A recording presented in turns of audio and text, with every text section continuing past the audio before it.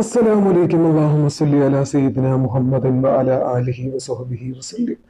ഇൻഷാ അല്ലാഹ് ഇന്ന് പറയുന്നത് പരിശുദ്ധ ഖുർആനിലെ തന്നെ സൂറത്തുകളിൽ 10 സൂറത്തുകളുടെ പ്രത്യേകതകളെ കുറിച്ചാണ്. അതായത് ഈ 10 സൂറത്തുകൾ 10 കാര്യങ്ങളെ തൊട്ട് തടയുന്ന സൂറത്തുകളാണ്. നമ്മൾ ഇൻഷാ അല്ലാഹ് ഈ സൂറത്തുകൾ ദിവസവും പാരായണം ചെയ്താൽ അതിമഹത്തായ കാര്യങ്ങൾ നമുക്ക് നേടിയെടുക്കുവാൻ സാധിക്കും. കാരണം ഓരോ സൂറത്തുകൾക്കും ഓരോ പ്രത്യേകതകളുണ്ട്. ഈ സൂറത്തുകൾ ഓരോന്നും നമ്മൾ ദിവസവും പാരായണം ചെയ്താൽ നമുക്ക് ഇനി പറയാൻ പോകുന്ന നേട്ടങ്ങളൊക്കെ സ്വന്തമാക്കാൻ കഴിയും.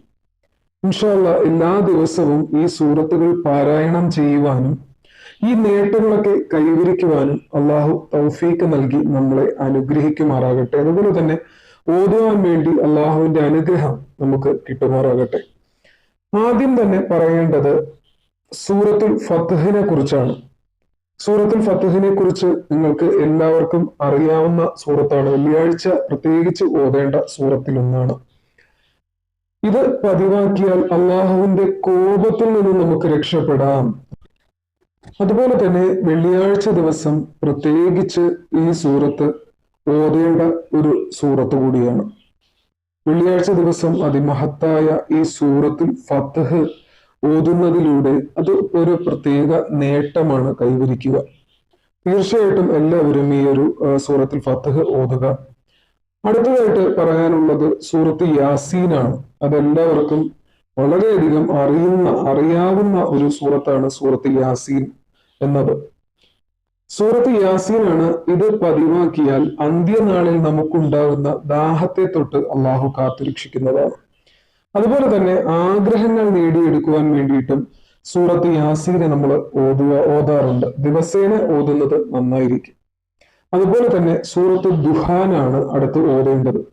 ഈ സൂറത്തുകളെല്ലാം നിങ്ങൾക്ക് അറിയുന്ന സൂറത്തുകളാണ്, എടുത്ത് പറയേണ്ട കാര്യമില്ല. ഇത് പതിവാക്കിയാൽ അന്ത്യനാളിൽ ഉണ്ടാകുന്ന ഭയാനതകളെ തൊട്ട് അള്ളാഹു നമ്മെ കാത്തുരക്ഷിക്കുന്നതാണ്. അന്ത്യനാളിൽ ഉണ്ടാകുന്ന ഭയാനതകളെ തൊട്ട് അള്ളാഹു കാത്തുരക്ഷിക്കുന്നതാണ്. ഇത് എല്ലാ ദിവസവും ഓതുക മഗ്‌രിബിന്റെ സമയത്ത്. അടുത്തതായിട്ട് സൂറത്ത് വാഖിഅയാണ് പറയേണ്ടത്. സൂറത്ത് വാഖിഅ എല്ലാവർക്കും അറിയാം. കാരണം വീട്ടിൽ നമ്മൾ മഗ്‌രിബിന് ശേഷവും സുബഹിന് ശേഷവും ഒക്കെ ഓതാവുന്ന ഒരു സൂറത്താണ്. അത് ദാരിദ്ര്യത്തെ തൊട്ടും പ്രാരാബ്ധത്തിൽ നിന്നുമൊക്കെ നമ്മെ കരകയറ്റും എന്നാണ് പറയപ്പെടുന്നത്. അതുപോലെ തന്നെ നമുക്ക് അറിയാവുന്ന കാര്യവുമാണ്. ഇൻഷാ അല്ലാഹ് ഇതും ഈ സൂറത്തും നിങ്ങൾ പാരായണം ചെയ്യുക. അതുപോലെ തന്നെ തബാറക്കല്ലദി, അതായത് സൂറത്തുൽ മുൽക്കാണ് അടുത്ത് പാരായണം ചെയ്യുന്നത്. സൂറത്തുൽ മുൽക്കിനെ കുറിച്ച് പറയുന്നത് ഖബർ ശിക്ഷയെ തൊട്ട് അള്ളാഹു നമ്മെ കാത്തുരക്ഷിക്കുന്നതാണ്. അതായത് സൂറത്ത് യാസീന്റെ കൂടെയും സൂറത്ത് വാഖിഅയുടെ കൂടെയും ഒക്കെ മഗ്‌രിബിന്റെ സമയത്ത് ഓതാൻ നിർദ്ദേശിച്ച ഒരു സൂറത്ത് കൂടിയാണ് സൂറത്തുൽ മുൽക്ക് എന്ന് പറയുന്നത്. അതുപോലെ തന്നെ അടുത്തത് സൂറത്തുൽ കൗസറാണ്.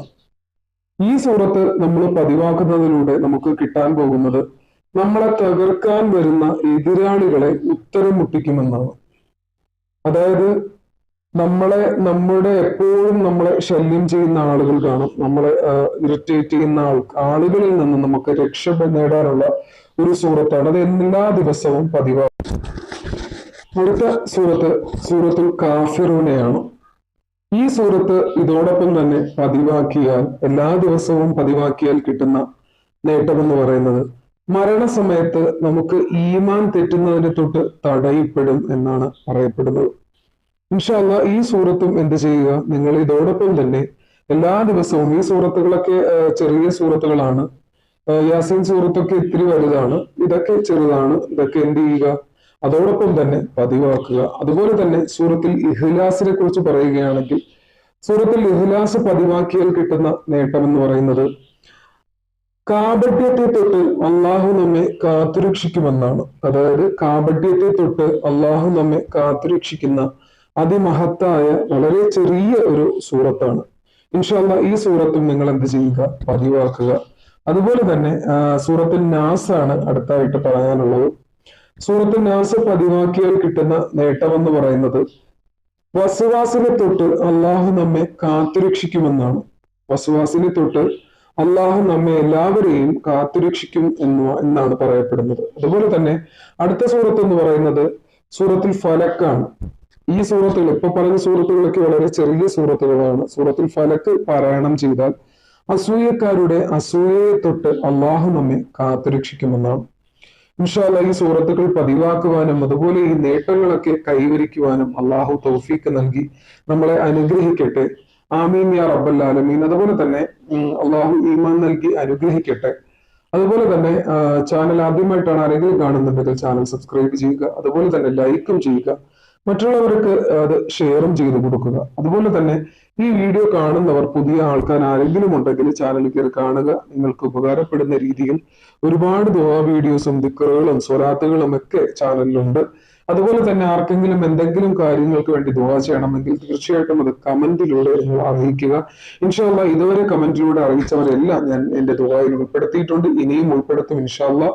നിങ്ങളുടെ എല്ലാവരുടെയും ആഗ്രഹങ്ങളും ആവശ്യങ്ങളും ഒക്കെ അല്ലാഹു നിറവേറ്റി തരട്ടെ. വിഷമങ്ങൾ കൊണ്ട് ബുദ്ധിമുട്ടുന്ന എല്ലാവരെയും അല്ലാഹു കാത്തുരക്ഷിക്കുമാറാകട്ടെ. അതുപോലെ തന്നെ കടങ്ങളെ കൊണ്ട് ബുദ്ധിമുട്ടുന്നവരെ എല്ലാവരെയും അല്ലാഹു കാത്തുരക്ഷിക്കുമാറാകട്ടെ. എത്രയും പെട്ടെന്ന് തന്നെ കടങ്ങൾ കൊടുത്തു വീട്ടി ജീവിതത്തിൽ സമാധാനവും സന്തോഷവും കൈവരുവാൻ അല്ലാഹു തൗഫീഖ് നൽകട്ടെ. അതുപോലെ തന്നെ ദാമ്പത്യ ജീവിതത്തിൽ ഒരുപാട് ബുദ്ധിമുട്ട് അനുഭവിക്കുന്നവർക്ക് അള്ളാഹു അതിന്റെ ബുദ്ധിമുട്ടുകളും പ്രയാസങ്ങളും വിഷമങ്ങളും ഒക്കെ മാറ്റി ദാമ്പത്യ ജീവിതം മനോഹരവും സുന്ദരവുമാകാൻ വേണ്ടി ഞാൻ ദുആ ചെയ്യാം ഇൻഷാ അല്ലാഹ്. അതുപോലെ തന്നെ കണ്ണേറും കമ്പേറും കൊണ്ട് ബുദ്ധിമുട്ടുന്ന ആളുകൾ ഒരുപാട് പേര് മെസ്സേജ് ചെയ്തിട്ടുണ്ട്. അള്ളാഹു അവരെയൊക്കെ ഈ കാര്യങ്ങളിൽ നിന്നും അള്ളാഹു കാത്തുരക്ഷിക്കട്ടെ. അതുപോലെ തന്നെ മാറാ രോഗങ്ങളെ കൊണ്ട് ബുദ്ധിമുട്ടുന്നവർ അവര് എത്രയും പെട്ടെന്ന് തന്നെ അള്ളാഹു ഷിഫ നൽകി അനുഗ്രഹിക്കട്ടെ. അതിനുള്ള വഴി റബ്ബ് കാണിച്ചു തരട്ടെ. ആമീൻ യാ റബ്ബൽ ആലമീൻ. വീണ്ടും പുതിയ ഇതുപോലുള്ള ഒരു വീഡിയോയുമായിട്ട് ഇൻഷാ അല്ലാഹ് കാണാം. അസ്സലാമു അലൈക്കും.